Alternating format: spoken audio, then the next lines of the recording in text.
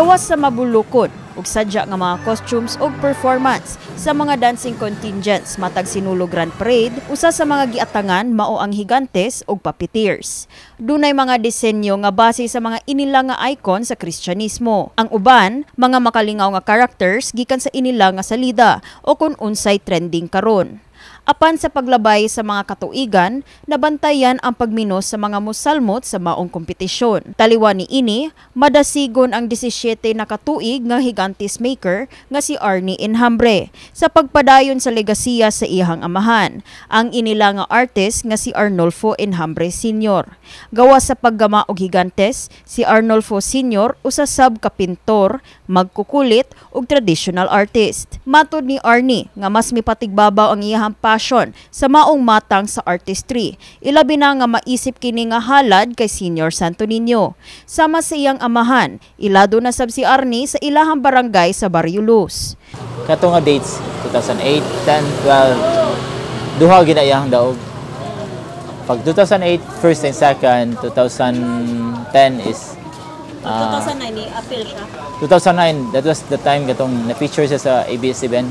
Iyang artistry, actually, murag, it's naman sa nahugog sa bloodline na namo kay murag tanan nga kuan gikan sa iyang father into jack of all trades man pud to. Sa iyahang 17 na katuig sa paghimo og Higantes, labing di makalimtan ni Arnie mao ang tandem niya sa iyang amahan ni adtong 2008 hangtod 2014.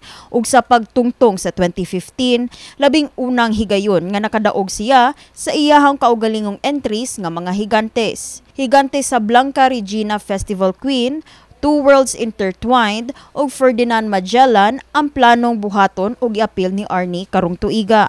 Moabot sa 20,000 pesos ang iyahang investments sa mga materyales sa tulo niya ka entries.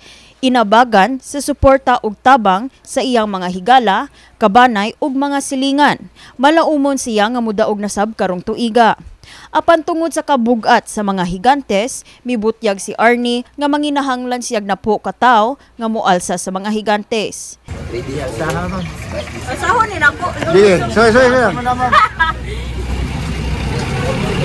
Gana? Kanang bugat style. Pero imagine ni mo sir man maglakaw-lakaw pa kaya ka so bugat siya Na bugat siya kung diri siya. Nay ka nang support diri ana. Gawas sa paggamit og mga bag-o nga mga materyales sama sa mga wires, styrofoam o karton, may gamit sab si Arnie og mga indigenous o recyclable nga mga materyales. Mipaambit si Arnie nga usa sa dakong hagit niya karon sa paghimo sa mga Higantes mao ang pag-usab-usab sa kahimtang sa panahon. Kuan ra gyud, mostly climate ra gyud. Mao ra gyud na ang climate ra gyud ang kuan kay wala may espasyo kayo nga kuan. So once mag-uwan, hipos yun tanan.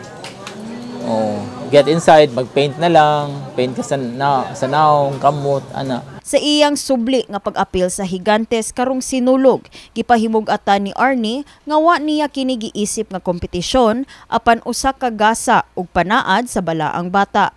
What does it take or how do you become a puppeteer? How does one become a puppeteer?